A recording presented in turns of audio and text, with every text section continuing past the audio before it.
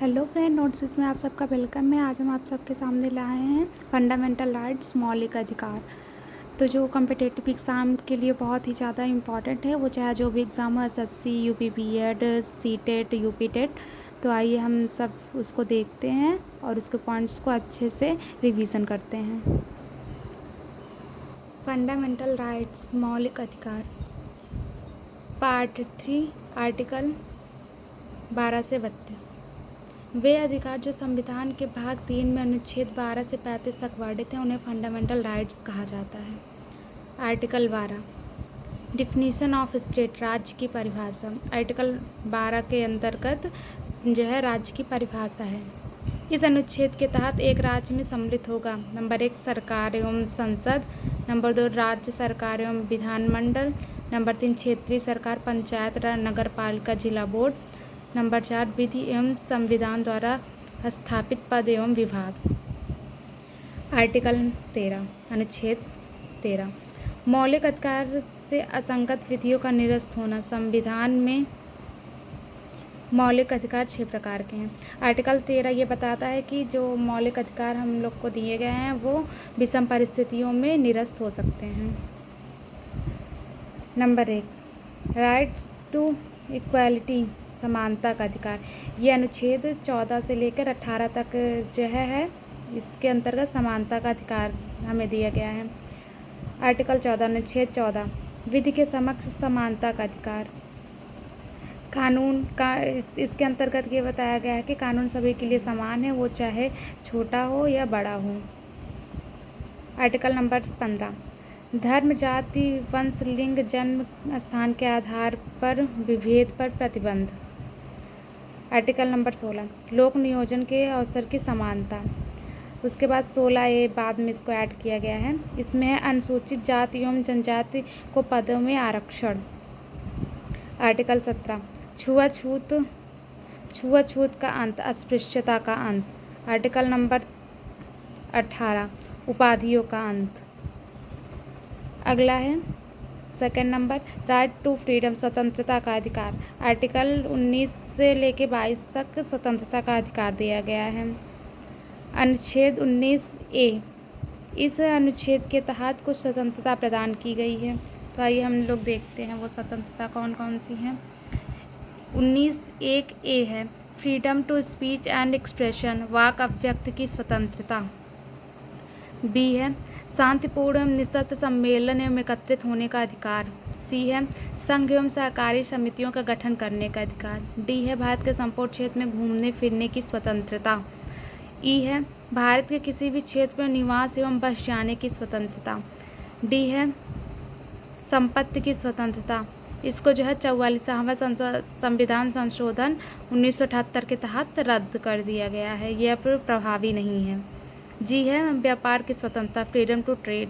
ये आपके जो है स्वतंत्रता के अधिकार हैं जो अनुच्छेद 19 से लेके 22 तक हैं।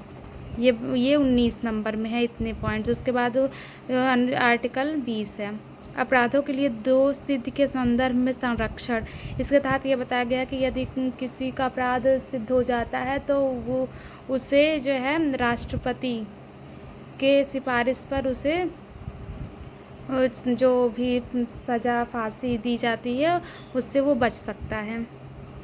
आर्टिकल 21, प्राण एवं दैहिक स्वतंत्रता का अधिकार, निजता का अधिकार, राइट टू प्राइवेसी।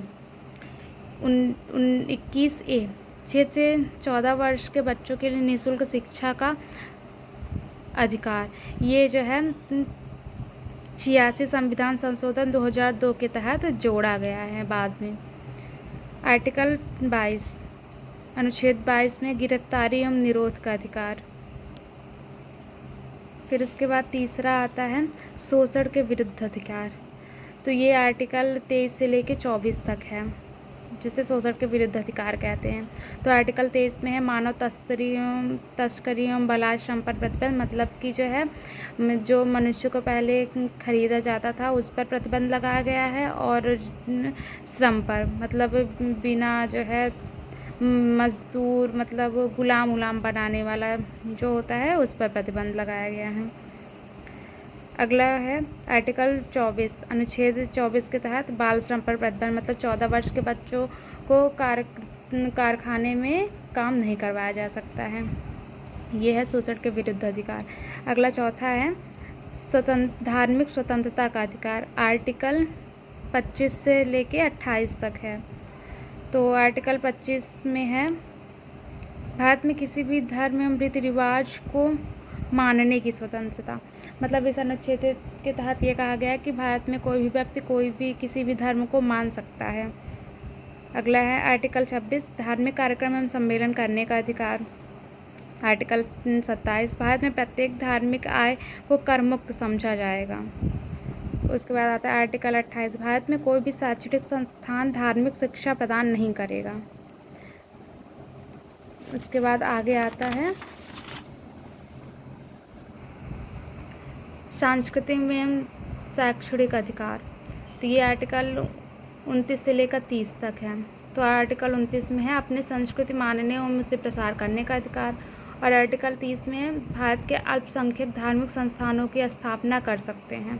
यह आपका हो गया तीसरा वाला सांस्कृतिक एवं शैक्षणिक अधिकार, आर्टिकल 29 से 30 तक। उसके बाद आता है संवैधानिक उपचारों का अधिकार। तो ये आर्टिकल जो है 31 से लेके 35 तक है। इसमें कोई भी ऐसे पॉइंट्स नहीं है जो परीक्षा के दृष्टि से महत्वपूर्ण है, तो हम लोग बस इतना ही इसके बारे में जानेंगे। तो इस प्रकार हम लोगों ने जाना कि जो फंडामेंटल राइट्स है वो संविधान के भाग 3 में है और आर्टिकल 12 से लेकर 35 तक में वर्णित है, और जो 12 से लेकर 35 तक वर्णित हैं। और संविधान में हमें 6 प्रकार के मौलिक अधिकार प्राप्त हुए हैं। पहला है राइट टू इक्वालिटी, समानता का अधिकार, जो आर्टिकल 14 से लेकर 18 तक है। दूसरा है राइट टू फ्रीडम, स्वतंत्रता का अधिकार, जो आर्टिकल 19 से लेकर 22 तक है। अगला है शोषण के विरुद्ध अधिकार, जो आर्टिकल 23 से लेकर 24 तक है। अगला है 5वां है धार्मिक स्वतंत्रता का अधिकार, जो आर्टिकल 25 से लेकर 28 तक है। और उसके बाद 5वां है सांस्कृतिक एवं शैक्षणिक अधिकार, जो आर्टिकल 29 से लेकर 30 तक है। अगला है संवैधानिक उपचारों का अधिकार, जो आर्टिकल 31 से लेकर 35 तक है। तो ये सारे जो पॉइंट्स है ये किसी भी कॉम्पिटिटिव एग्ज़ाम की तैयारी के लिए बहुत ही ज़्यादा महत्वपूर्ण है। तो हम लोग इन सब पॉइंट्स को बहुत अच्छे से देख लेंगे, और इसमें हमने वही पॉइंट्स लिए हैं जो पेपर में आने के 100% जो है चांसेस रहते हैं। तो आप लोग इसको अच्छे से तैयार कर लीजिएगा और कमेंट करके बताइएगा आप लोग को ये वीडियो कैसी लगी, और अगर पसंद आई हो तो लाइक करिएगा। Thank you so much.